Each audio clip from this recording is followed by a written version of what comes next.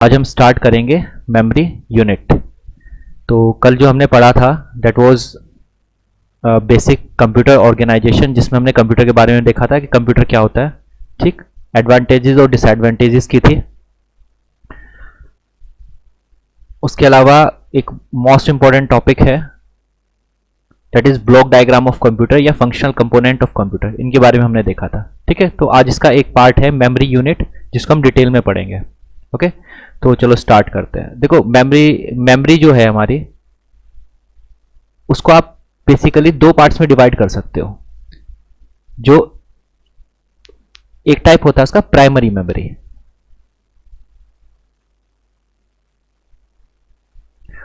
और दूसरे टाइप की जो मेमोरी होती है वो होती है आपकी सेकेंडरी मेमोरी। ठीक है, प्राइमरी मेमोरी किस काम आती है? प्राइमरी मेमोरी में बेसिकली दो आपके सब पार्ट्स हो गए, एक रैम होता है, एक रोम होता है। तो जो भी आपके कंप्यूटर का जितना भी काम होता है कंप्यूटर में, ठीक है, जो भी प्रोग्राम्स आपके रन कर रहे होते हैं वो सब कुछ आपके रैम के अंदर रन कर रहे होते हैं। ठीक है, और जो रोम होती है इसमें बेसिकली बायोस को स्टोर किया जाता है। ठीक, तो ये काम आती है आपके जब आप सिस्टम को फर्स्ट टाइम ऑन करते हो। इनिशियली जब सिस्टम को ऑन किया जाता है, पावर दी जाती है, तो सबसे पहले ऑपरेटिंग सिस्टम को रैम के अंदर लोड कराना होता है। देखो बेसिक कॉन्सेप्ट क्या है? बेसिक कॉन्सेप्ट ये है, अगर आपको मैं बिल्कुल बेसिक से बताऊं, मान लो ये आपका कंप्यूटर सिस्टम है। ठीक, कंप्यूटर सिस्टम के अंदर क्या होगा? ये तो सीपीयू हो गया आपका, एक इसके साथ में लगी होगी रैम।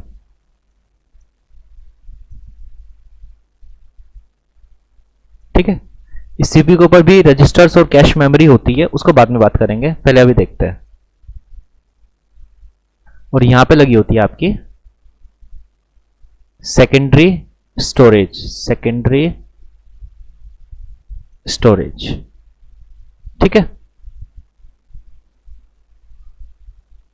इस तरीके की कुछ बेसिक से स्ट्रक्चर होती है। तो सीपीयू क्या करता है? सीपीयू डायरेक्ट सेकेंडरी स्टोरेज से नॉर्मली डील नहीं करता, डील करता है मतलब डायरेक्टली सेकेंडरी स्टोरेज से डेटा को फेच नहीं करता। ठीक है, क्या किया जाता है? क्योंकि सीपीयू की स्पीड बहुत फास्ट है, उसके कंपैरिजन में जो सेकेंडरी स्टोरेज मेमोरी है उसकी स्पीड इतनी फास्ट नहीं होती। तो हम क्या करते हैं कि इसकी स्पीड से मैच करने के लिए सेकेंडरी स्टोरेज डिवाइस और सीपीयू के बीच में एक एडिशनल आप मेमोरी यूनिट इंस्टॉल करते हो, इसको बोलते हैं रैम। रैम से क्या है कि सीपीयू बहुत तेजी से डेटा को फेच कर सकता है या फिर डेटा को राइट कर सकता है। ठीक है, रीडिंग और राइटिंग स्पीड बढ़ाने के लिए सीपीयू के और सेकेंडरी मेमोरी के बीच में एक मेमोरी यूनिट इंट्रोड्यूस की गई, दैट इज कॉल्ड रैम। इसकी फुल फॉर्म अगर देखें तो होता है रैंडम एक्सेस मेमोरी। ठीक है, ये प्राइमरी मेमोरी है, मतलब मेन मेमोरी यही है। जब भी प्राइमरी मेमोरी की बात करो या फिर मेन मेमोरी की बात करो तो आप इसका मतलब आप रैम से बात कर रहे हो। जब भी आप कहोगे कि मेमोरी कितनी लगी है, सिस्टम में मेमोरी कितनी है, उस टाइम पे भी आप किसको एड्रेस कर रहे होते हो? आप रैम के बारे में बात कर रहे होते हो। या फिर कहोगे मेन मेमोरी कितनी है, तो मेन मेमोरी के बारे में आप रैम के बारे में बात कर रहे हो। तो क्योंकि सब कुछ क्या होता है, इस रैम के अंदर काम होता है। ठीक, तो क्योंकि सेकेंडरी स्टोरेज डिवाइस बहुत स्लो है, एक एग्जांपल से समझते हैं। मान लो यहां पे एक टेबल है, ठीक है, और एक पर्सन यहां पे है। ये पर्सन 1000 बुक्स पर मिनट एक जगह से दूसरी जगह पे रख सकता है। ठीक है, ये मान लो यहां पे बहुत सारी बुक शेल्फ हैं और इसके अंदर बहुत सारी बुक्स रखी हुई हैं। ये पर्सन है यहां पे दूसरा, इसकी स्पीड है 50 बुक्स पर मिनट शिफ्ट करने की। तो इसका काम क्या है कि इस बुक शेल्फ से इस टेबल पे बुक को शिफ्ट करेगा। ठीक है, अब इसकी स्पीड तो 50 बुक्स पर मिनट शिफ्ट करने की है, इसकी स्पीड है 1000 बुक्स पर मिनट शिफ्ट करने की। ठीक है, तो क्योंकि इसकी स्पीड केवल 50 बुक्स पर मिनट की है, तो इसको पर मिनट कितनी बुक्स अवेलेबल होंगी? 50 बुक्स अवेलेबल होंगी ना। तो भले इसकी स्पीड 1000 बुक्स पर मिनट शिफ्टिंग की है, पर ये अपनी फुल कैपेसिटी से काम नहीं कर सकता। ये कितनी बुक शिफ्ट कर सकता है मैक्सिमम इस टाइम पे? केवल 50 बुक्स पर मिनट शिफ्ट कर सकता है। क्यों? क्योंकि पर मिनट इसको कितनी बुक्स अवेलेबल हो रही हैं? 50 बुक्स अवेलेबल हो रही हैं। बात समझ में आ रही है? जब इसके पास में डेटा ही अवेलेबल नहीं है, बुक्स ही अवेलेबल नहीं है शिफ्ट करने की, अपनी मैक्सिमम कैपेसिटी से कैसे काम करेगा? राइट, तो ये सेम चीज इसको अगर देखा जाए तो ये है आपका सीपीयू और ये है आपकी सेकेंडरी मेमोरी। तो सेकेंडरी मेमोरी की स्पीड स्लो है, सीपीयू की स्पीड बहुत ज्यादा है। ठीक है, भले आप सीपीयू को कितना भी फास्ट करते रहे, सीपीयू की टेक्नोलॉजी बढ़ा लो, सीपीयू को फास्ट करते रहो करते रहो करते रहो, डजंट मैटर, जब सेकेंडरी मेमोरी उसको डेटा ही नहीं देगी सीपीयू को कैलकुलेशन करने के लिए, सीपीयू किस तरीके से फास्ट वर्क करेगा। ठीक, तो इस सीपीयू की स्पीड को स्पीड अप करने के लिए क्या किया, यहाँ पे एक बफरिंग लगा दी।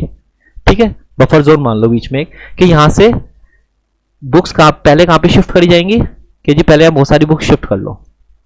ठीक है, कोई भी काम करने से पहले बुक्स कहां शिफ्ट करोगे, आप इस पे शिफ्ट कर लोगे, काफी सारी बुक्स इस पे शिफ्ट कर लोगे, और इससे इस सीपीयू को मिलेगी। स्टिल इसकी स्पीड यहाँ पे इतनी बुक्स नहीं आ सकती, इतना ही ले सकता है, पर मान लो यहाँ पे कितना है 500 बुक्स पर मिनट, यहाँ पे एडिशनल पर्सन आपने लगा दिया, तो 500 बुक्स पर मिनट उसको ट्रांसफर कर सकता है। तो अब ये पहले क्या करेगा, बुक्स इस वाले पर्सन को देगा, जब इसके पास बुक्स इकट्ठी हो जाएंगी तो ये किसको देगा, सीपीयू को देगा। तो क्या होगा, सीपीयू की स्पीड काफी हद तक इंप्रूव हो गई। तो ये जो बीच में एडिशनल जो आपने पर्सन इंट्रोड्यूस किया है, ये है आपका रैम। ठीक है, तो कुछ नहीं है कि सीपीयू की स्पीड से मैच करने के लिए आपने एक एडिशनल मेमोरी बीच में इंट्रोड्यूस करा दी। ठीक है, वही रैम है, तो इसकी स्पीड काफी ज्यादा होती है सेकेंडरी मेमोरी के मुकाबले। ठीक, तो सीपीयू किससे डेटा लेता है, रैम से, और वापस कहां रखता है, रैम के अंदर में रखता है। इसके साथ प्रॉब्लम क्या है, ये है वॉलेटाइल मेमोरी। वॉलेटाइल होने का मतलब क्या है भाई, अगर ये इतनी अच्छी है तो हमें इसकी क्या जरूरत है, सेकेंडरी मेमोरी क्या जरूरत इसलिए पड़ती है क्योंकि रैम है वॉलेटाइल मेमोरी। वॉलेटाइल मेमोरी होने का मतलब ये होता है कि अगर आप पावर कट कर दोगे, अगर इसको पावर नहीं मिलेगी, इलेक्ट्रिसिटी नहीं मिलेगी, तो उसके अंदर डेटा सेव नहीं रहेगा, आपका जो डेटा होगा वो खत्म, जैसे पावर कट डेटा गायब। ठीक है, आप उसको दोबारा यूज करने के लिए आपको कहां रखना पड़ेगा, उसको सेव करा के रखना पड़ेगा सेकेंडरी मेमोरी में। सेकेंडरी मेमोरी की एडवांटेज सबसे बड़ी ये होती है, एक तो ये बहुत कॉस्ट इफिशियंट होती है, सस्ती होती है। ठीक है, और दूसरी चीज इसमें स्टोरेज बहुत हाई होती है, जैसे हार्ड डिस्क आपको मिलेगी 1 TB।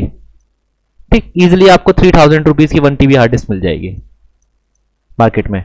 रैम आपको, अगर 2 GB की भी बात करूं मैं, 2 GB रैम आपको कितने की मिलेगी, लगभग अराउंड 2,500 से 3,000 की पड़ेगी आपको मार्केट में इस टाइम पे।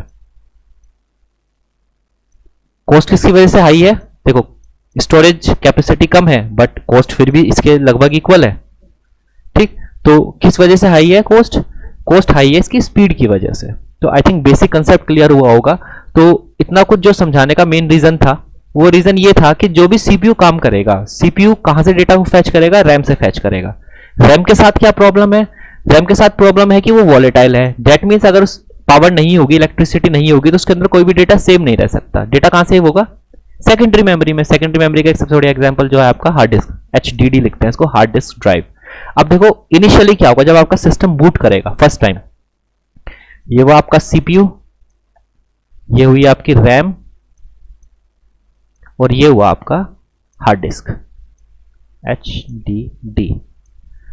अब क्योंकि पावर बंद थी, कुछ भी नहीं था, तो आपके सिस्टम में जितने भी सॉफ्टवेयर हैं, जिसमें कि सबसे मेन सॉफ्टवेयर जो है ऑपरेटिंग सिस्टम, वो किस वाली मेमोरी में अवेलेबल होगा, यहां पे या फिर यहां पे। ऑब्वियसली हार्ड डिस्क में सेव होगा आपका ऑपरेटिंग सिस्टम। जब फर्स्ट टाइम आपने पावर ऑन किया, सीपीयू आपका क्या हो गया, ऑन हो गया, सॉरी कंप्यूटर आपका क्या हुआ, ऑन हो गया।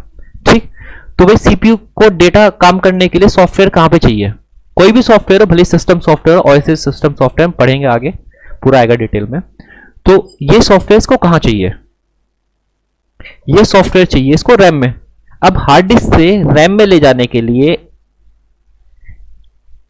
एक इंस्ट्रक्शन आपको देने पड़ेंगे। भाई ये तो बिना इंस्ट्रक्शन के काम नहीं कर सकता ना, कंप्यूटर में आपको जो भी काम कराना आप उसको इंस्ट्रक्शन दोगे। ठीक है, अब ये इंस्ट्रक्शन कि जी ओएस यहां से उठा के रैम के अंदर कॉपी कर दो। Once OS is in the RAM, it has been copied in the RAM, उसके बाद क्या होता है कि सारा का सारा जो कमांड होती है ऑपरेटिंग सिस्टम के पास चली जाती है। जितना भी आपके कंप्यूटर को मैनेज करना है वो सब कौन करता है, ऑपरेटिंग सिस्टम करता है। ऑपरेटिंग सिस्टम की अगर डेफिनेशन देखे जाए तो ऑपरेटिंग सिस्टम होता है, it is a system software which manages all the resources of the computer. अब भाई रिसोर्स तो मैनेज तब करेगा ना जब ये रन कर रहा होगा। इसे रन करने के लिए कहां जाना पड़ेगा, रैम के अंदर। अब रैम के अंदर कौन लेके जाएगा इसको, इंस्ट्रक्शंस। भाई इंस्ट्रक्शन दोगे ना कि यहां से डेटा को कॉपी करके रैम में कॉपी कर, यहां से कॉपी करके रैम में पेस्ट कर दो, मतलब डेटा हार्ड डिस्क से रैम में जाना है। तो ये फर्स्ट इंस्ट्रक्शन है जो कंप्यूटर को एग्जीक्यूट कराना पड़ेगा। अब ये चीज कहां लिखी होती है, अब हमें कोई ऐसी चीज चाहिए जहां पे जो इनिशियली इस काम को करे, तो हम एक अलग से एक मेमोरी को लगाते हैं, इसको बोलते हैं रोम, रीड ओनली मेमोरी। इसके अंदर इंस्ट्रक्शन लिखे होते हैं। कैसे इंस्ट्रक्शंस लिखे होते हैं, इसके अंदर इंस्ट्रक्शन लिखे होते हैं कि हार्ड डिस्क में इस जगह पे ऑपरेटिंग सिस्टम रखा है। जैसे पावर ऑन होगी आपके सिस्टम की तो ये वाले इंस्ट्रक्शन एग्जीक्यूट होंगे, यहां से ओएस कॉपी होगा किसके अंदर, रैम के अंदर। देखो जब तुम पावर ऑन करते हो तो विंडोज का या फिर मैक का या फिर लिनक्स का जो भी आप ऑपरेटिंग सिस्टम यूज करो, डजंट मैटर, एंड्रॉइड यूज करो, कोई फर्क नहीं पड़ता, कोई भी ऑपरेटिंग सिस्टम यूज कर सकते हो। इनिशियली देखा होगा थोड़ी देर तक वो लोगो आता रहता है, इनिशियल स्टार्टिंग में एंड्रॉइड पे लिखा होता है स्टार्टिंग एंड्रॉइड या पावर्ड बाय एंड्रॉइड, नीचे लिखा होता है, ऊपर लोगो शाइन कर रहा होता है। ऐसे विंडोज में विंडोज का जो लोगो है वो थोड़ी देर रहता है, नीचे लोडिंग चल रही होती है विंडोज की। तो उस टाइम पे क्या हो रहा होता है, हार्ड डिस्क से ओएस रैम के अंदर कॉपी हो रहा होता है। जब एक बार ये रैम के अंदर आ जाता है, ठीक, अब पूरी की पूरी कमांड किसके पास चली जाएगी, ऑपरेटिंग सिस्टम के पास चली जाएगी। यहां पे आ गया, फिर इसका काम खत्म हो गया, ऑपरेटिंग सिस्टम के पास कमांड चली गई। अब सारा का सारा काम कौन करेगा, ऑपरेटिंग सिस्टम। अब इसको भी ऑपरेटिंग सिस्टम, इसको भी जितने भी रिसोर्सेज लगे हैं कंप्यूटर सिस्टम के अंदर वो ऑपरेटिंग सिस्टम संभाल लेगा। तो ये जो दो मेमोरी है ना, ये आपकी प्राइमरी मेमोरी है, ठीक है, एक तो रैम और एक रोम। आई थिंक दोनों का काम समझ में आ गया होगा। और जो ये है आपका, जहां पे आप डेटा को स्टोर करके रखोगे फॉर फ्यूचर यूज, आप इसमें डेटा को स्टोर करा सकते हो, अपडेट करा सकते हो, कोई डिलीट कर सकते हो। इन कामों के लिए अगर आप एक मेमोरी यूज करते हो उसको बोलते हैं सेकेंडरी मेमोरी, ठीक है। आई होप सेकेंडरी मेमोरी और प्राइमरी मेमोरी का कंसेप्ट क्लियर हो गया। प्राइमरी मेमोरी में भी रैम जो होती है वो मेन मेमोरी होती है, ठीक, क्योंकि सारा का सारा काम कहां हो रहा होता है, रैम के अंदर हो रहा होता है। क्लियर, आई होप कंसेप्ट यहां पे क्या हो आपका क्लियर हो गया होगा, ठीक है। चलो, तो यही रैंडम एक्सेस मेमोरी और मेन मेमोरी है, ठीक। तो आगे चलता है, सेकेंडरी मेमोरी जो है ये डिटेल में भी पढ़ना है कि रैम कितने टाइप की होती है, इसके बाद हमें ये भी पढ़ना पड़ेगा रोम कितने टाइप्स की होती है, ये भी पढ़ना पड़ेगा क्योंकि ये भी इंपॉर्टेंट क्वेश्चन है। पहली चीज तो ये कि मेमोरी कितने टाइप की होती है, कि जी मेमोरी दो टाइप की होती है, एक तो आपकी प्राइमरी मेमोरी होती है टाइप 1 और दूसरी आपकी कौन सी मेमोरी होती है, सेकेंडरी मेमोरी होती है, ठीक। प्राइमरी मेमोरी कितने टाइप की हुई आपकी, अगेन दो टाइप की हुई, एक तो रैंडम एक्सेस मेमोरी और दूसरी कौन सी हुई, रीड ओनली मेमोरी, रोम। अब इसके बाद फर्दर डिवीजन आएगा कि रैम कितने तरीके की होती है, कि जी रैम फिर से दो तरह की होती है, स्टैटिक रैम और डायनेमिक। हम इनको पढ़ेंगे, अभी डिटेल में पढ़ेंगे पूरी की पूरी कंप्लीट। चलो पहले देखते हैं सेकेंडरी स्टोरेज मेमोरी को, ठीक है, इसको देखते हैं क्योंकि इसमें डिवीजन नहीं है फर्दर।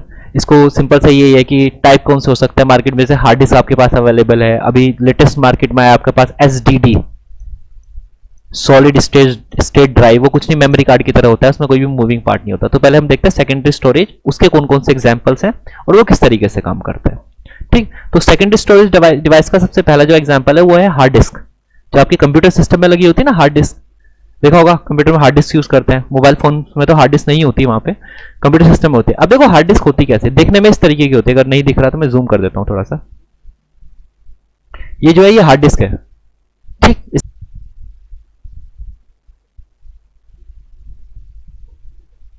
ये जो है ये होती है आपकी हार्ड डिस्क। अगर आप हार्ड डिस्क को खोलोगे तो इस तरीके अंदर से दिखाई पड़ेगी।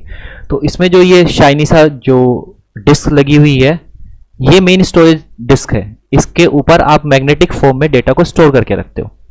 ये जो पार्ट आपको दिखाई पड़ रहा है इसको बोलते हैं हेड, ठीक। तो ये जो डिस्क है ये स्पिन करती है, ठीक है, और हेड जो है वो इस साइड पे और इधर में मूव करता है, ठीक है। तो डेटा यहां पे स्टोर किया जाता है इस प्लेट के ऊपर और जो हेड होता है ये इसको रीड करता है, ठीक। ये आपको हेड दिखाई पड़ रहा है और ये जो है ये स्पिनिंग व्हील है जो घूमता है और उसके ऊपर आपका डेटा स्टोर किया जाता है, ठीक है। अब इसमें डेटा किस तरीके से स्टोर करते हैं, देखो इस स्पिनिंग व्हील को दो पार्ट्स में डिवाइड करते हैं, ऊपर नहीं दिखेगा पर ये इंटरनली होता है, ये दो पार्ट्स में डिवाइड होगा। पहली चीज तो इसको ऐसे सर्कल्स में डिवाइड करेंगे, बहुत सारे इसमें सर्कल्स पे डिवाइड कर लेते हैं इसको, ठीक है। इसको बोलते हैं ट्रैक्स, जो हमने गोल गोल चीजें बनाई ट्रैक, जैसे दौड़ने वाला ट्रैक होता है ना रनिंग ट्रैक, इस तरीके से। तो ये ट्रैक्स हो गए आपके, जो ये गोल वाला पार्ट बनेगा इसमें पहली चीज ये हो गया आपका ट्रैक्स, ठीक है। अब इन ट्रैक्स को भी आप फर्दर सब पार्ट में डिवाइड करोगे इस तरीके से, जो ट्रैक्स हैं इनको फिर फर्दर आप डिवाइड करो, इनको बोलते हैं सेक्टर, ठीक है। जो डेटा स्टोर होता है वो इन सेक्टर्स में स्टोर होता है। यहां पे ऐसे हम रैंडम कहीं डेटा नहीं स्टोर कर सकते ना, कहीं भी लिख दिया तो पता कैसे चलेगा, ठीक है। तो ट्रैक नंबर और सर्कल नंबर हमें पता होना चाहिए। जैसे कोई आपने मूवी स्टोर की तो केजी वो इस ट्रैक नंबर इस और इतने ट्रैक नंबर और से स्टार्ट हुआ आपका और यहाँ तक चलता रहा चलता रहा चलता रहा चलता रहा चलता रहा और इस वाले सेक्टर पे आपका खत्म हो गया। इतना ट्रैक उतने सेक्टर नंबर से स्टार्ट है और यहाँ तक मूवी आपकी सेव है। तो यहाँ से डेटा रीड होना स्टार्ट होगा जब आप ओपन करते हैं ना कोई भी चीज़। फॉर एग्जाम्पल मैं अगर माई कंप्यूटर में सी ड्राइव में जाऊँ तो पता चला मेरी सी ड्राइव यहाँ से लेकर के यहाँ तक मेरी सी ड्राइव है, ठीक है, यहाँ से लेके और यहाँ तक मेरी डी ड्राइव बनी हुई है, ठीक। तो इस तरीके से फिर फर्दर उसको यूजर के लिए जितना भी GUI अच्छा हो सकता है उसको रिप्रेजेंट किया जाता है, पर इंटरनली इसको ट्रैक्स और सेक्टर्स में डिवाइड करते हैं। इंटरनली जो वर्क होता है वो हमें दिखाई नहीं पड़ता, एक्चुअली इस तरीके से काम होता है। तो ये आपकी हार्ड डिस्क होती है, ठीक है। तो आप देख सकते हैं इसमें जो सर्कल पार्ट बनेगा इसको बोलते हैं ट्रैक्स, ठीक है, और जो इसके फर्दर इसको अगर मैं डिवाइड कर दूं तो ये बनेंगे आपके सेक्टर्स, ठीक। ये वो आपका हेड, ओके। तो यहाँ पे एक से ज्यादा भी आपके हेड हो सकते हैं। तो अगर आपको जो एग्जाम में बनाना पड़ेगा इस तरीके से डायग्राम बना दो, इतना काफी है, ठीक है। हार्ड डिस्क के टाइप कितने होते हैं? फर्दर हार्ड डिस्क को अलग अलग टाइप में डिवाइड कर सकते हो। जैसे एक हार्ड डिस्क आती है आपकी पाटा, ठीक है, पैरेलल एडवांस्ड टेक्नोलॉजी अटैचमेंट। एक आती है साटा, ठीक, एक आती है SCSI, एक आती है SSD। ये लेटेस्ट है मार्केट में इस टाइम में, SSD सॉलिड स्टेट ड्राइव। इसमें कोई भी ना मूविंग पार्ट नहीं होता है। जैसे इसमें क्या है, ये मूविंग पार्ट है, ये जो डिस्क है ये गोल स्पिन करती है, काफी तेजी से स्पिन करती रहेगी आपकी, ठीक है। और ये जो हेड है आपका ये लेफ्ट राइट मूव करेगा, अप डाउन पे मूव करेगा, तो जब ये डेटा रीड करता है। बट SSD में ऐसा कुछ नहीं होता, कोई मूविंग पार्ट नहीं लगे होते, बस सिंपल ICs लगी होती है जिसमें आप डेटा सेव करा के रख सकते हो। SSD को आप सिंपल मान के चलो कि ये बिल्कुल आपकी मेमोरी कार्ड की तरह होती है। तो मेमोरी कार्ड का साइज छोटा होता है, SSD का साइज थोड़ा बड़ा होता है और स्टोरेज भी काफी बड़ी होती है इसकी, ठीक है। तो जैसे फोन में आप मेमोरी कार्ड यूज करते हो बिल्कुल उसी तरीके से SSD जो होती है वही है, ठीक है। चलो इनपुट डिवाइसेस और देख लेते हैं। इनपुट डिवाइसेस, इनपुट और आउटपुट डिवाइसेस एक बार देख लेते हैं, उसके बाद फिर और करेंगे। कल हम जो पढ़ेंगे वो हम पढ़ेंगे प्राइमरी मेमोरी, मतलब रैम और रोम के बारे में, कि रैम क्या होती है और रोम क्या होती है, ठीक। छोटा सा टॉपिक है इनपुट आउटपुट डिवाइसेस। तो इनपुट डिवाइसेस वो डिवाइसेस होती हैं जो कंप्यूटर में डेटा को इनपुट कराने का काम आती है। फॉर एग्जांपल कीबोर्ड, कीबोर्ड से डेटा कंप्यूटर के अंदर जाएगा। माउस, इससे भी जो है, जैसे मैं ये माउस मूव करा रहा हूं ना इस टाइम पे, तो माउस के थ्रू इनपुट जा रहा है कंप्यूटर में, जिसको इंस्ट्रक्शन को फॉलो करके ये कर्सर को मूव करा रहा है, ठीक है। स्कैनर, स्कैनर भी इनपुट डिवाइस है, क्योंकि स्कैन करके जो भी डॉक्यूमेंट्स है आप उनको कंप्यूटर के अंदर आप स्टोर करा सकते हो। OMR, ऑप्टिकल मार्क रिकॉग्निशन, या फिर ऑप्टिकल मार्क रीडर, ठीक है। OCR stand for the optical character recognition. भाई इनकी फुल फॉर्म याद रखना, ठीक है। MICR, ये पूछ लेते हैं कई बारी। Magnetic int character reader, MICR की फुल फॉर्म। और अभी नहीं, ये बाद में भी पूछ लेता है, बाद में कंपटीशन एग्जाम वगैरह दोगे उसमें भी इस टाइप के क्वेश्चंस पूछ लेते हैं कि जी MICR क्या होता है, ठीक। और तुम लोगों ने इसमें भी देखा होगा, चेक वगैरह जो होते हैं, बैंक के चेक जो होते हैं उसमें नीचे काफी सिंबल से बने होते हैं साइड में, ठीक, लाइन सी बनी होती है, उनको स्कैन कराने के काम आते हैं। OMR शीट्स जो तुम एग्जाम में देते हो ना, OMR शीट, इस तरीके की शीट होती है, इसमें आपको बबल फिल करने होते हैं, ठीक। तो नॉर्मल स्कैनर से आप इनको डिटेक्ट नहीं कर सकते, डिटेक्ट कर सकते हो आप, स्कैन करा लोगे, कोई फायदा नहीं है उसका। OMR शीट क्या होते हैं? OMR शीट को रीड करने के लिए अलग से स्कैनर्स आते हैं। वो क्या करते हैं, डॉट्स को रीड करते हैं कि अच्छा इस पर्टिकुलर जगह पे उसने डॉट फिल किया है या नहीं किया है, ठीक। तो इसको ग्रिड में डिवाइड कर देगा। जैसे आपके 4 ऑप्शन है, तो यहाँ पे डॉट है, यहाँ पे डॉट है, यहाँ पे डॉट है, 4 डॉट है, तो आपने पर्टिकुलर कौन सा लिया, तो वो चेक करेगा कि अच्छा किस पर्टिकुलर जगह पे आपका डॉट फिल हुआ। सपोज ये वाला फिल हुआ, तो ये सॉफ्टवेयर में जाएगा, सॉफ्टवेयर इसको ए सेलेक्ट कर लेगा। अगर ये वाला डॉट फिल होता है यहाँ पे कहीं पे, ये वाला, तो देखेगा अच्छा इस वाली रो में, इस पर्टिकुलर कॉलम में इस जगह पे डॉट फिल हुआ है, डेट मीन्स ये कितना है, ये डी पार्ट है। तो इस तरीके से करके सॉफ्टवेयर फिर इसको डिटेक्ट करता है। तो ये OMR शीट होती है। तो इसीलिए बोला जाता है कि डॉट अच्छे से फिल करो। अगर आपका डॉट अच्छे से फिल नहीं होगा तो ये जो OMR स्कैनर जो होता है वो ठीक से स्कैन नहीं कर पाएगा, उसको समझ नहीं आएगा भाई क्या करूं। एक ही जगह पे अगर इसको 2 डॉट फिल होंगे तो फिर वो एरर शो करेगा, अरे ये 2 जगह कैसे हो गया, तो सॉफ्टवेयर फिर से प्रॉब्लम क्रिएट करेगा। तो ऐसे में रिजेक्ट हो जाती है OMR शीट। तो इससे बोला जाता है कि OMR शीट को बड़े ध्यान से भरना चाहिए, डॉट अच्छे से फिल करना चाहिए, क्योंकि स्कैनिंग करोगे उसकी तो वो ठीक से बिल्कुल सही से आना चाहिए, ठीक है भाई। तो इनकी फुल फॉर्म जरूर याद रखना, OMR क्या होता है, OCR क्या होता है, MICR क्या होता है, इनकी फुल फॉर्म्स पूछ लेता है, ठीक है। माइक्रोफोन अगेन सिंपल सी चीज है इनपुट के लिए, वेबकैम इनपुट के लिए, ग्राफिक टैबलेट, ट्रेस बॉल्स अब तो यूज ही नहीं होती। बारकोड रीडर, बारकोड देखे होंगे आपने, इस तरीके से बने होते हैं, हर जगह पे बने होते हैं। लाइन होती है, इन लाइन का थिकनेस और थिननेस के डिपेंड करता है कि ये नंबर क्या लिखा हुआ है। प्रोडक्ट्स के ऊपर तुम लोगों ने देखा होगा बारकोड ऐसे प्रोडक्ट्स से बना हुआ होता है, ठीक। एक QR कोड होता है, वो इस तरीके से होता है।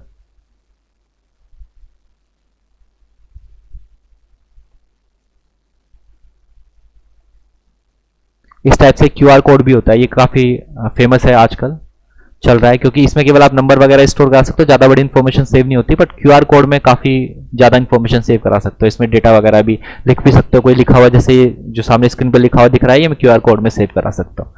ठीक है, गेम पैड है, जो स्टिक्स हैं, सब इनपुट डिवाइसेज आपकी होती हैं। आउटपुट डिवाइसेज कौन कौन सी होती है? मॉनिटर, जो आउटपुट की डिवाइसेज कौन सी होती है भाई? जो कंप्यूटर से डेटा रिसीव करती हैं, ठीक है, और क्या करती है? आउटपुट देती है किसको? यूजर को। वो आउटपुट डिवाइसेज हो गई सारी की सारी। और इनपुट डिवाइसेज कौन सी हो गई?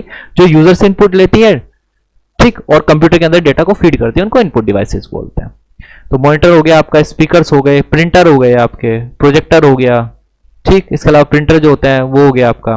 कुछ डिवाइसेस ऐसी होती है जो इनपुट और आउटपुट दोनों का काम करती हैं। ऐसी डिवाइस कौन सी है? ऐसी डिवाइस होती है यूएसबी। यूएसबी में आप यूएसबी से डेटा कॉपी भी कर सकते हो और यूएसबी में भी डेटा कॉपी कर सकते हो, तो इनपुट भी हो गया, आउटपुट भी हो गया। फैक्सिमाइल और फैक्स मशीन जो होती है, ये भी आपकी इनपुट और आउटपुट डिवाइस है। फैक्स जा भी सकता है और फैक्स आ भी सकता है। मॉडेम, मॉडेम इंटरनेट चलाने काम आता है, ठीक है, उससे डेटा जाता भी है और उसके थ्रू डेटा आता भी है। भाई तुम्हें मेल रिसीव भी होता है और तुम मेल भेजते भी हो। ऐसी सीडी और डीवीडी जो होती हैं वो दोनों होती हैं, आप उसमें डेटा राइट भी कर सकते हो और उससे डेटा रीड भी कर सकते हो। तो ये ऐसी कुछ डिवाइसेस ऐसी हैं जो इनपुट और आउटपुट दोनों तरीके से आपका काम करती है। ठीक है, तो आई होप ये क्लियर हो गया होगा आपका अच्छे से। कोई डाउट हो तो पूछ लो। टच स्क्रीन हुआ, हेडसेट हुआ, तो इसको थोड़ा सा देख लेना खुद से। चलो आज के लिए इतने रखते हैं, फिर कल मिलते हैं। कोई डाउट होगा तो पूछ लेना और अपनी अटेंडेंस सबमिट कर देना। ओके।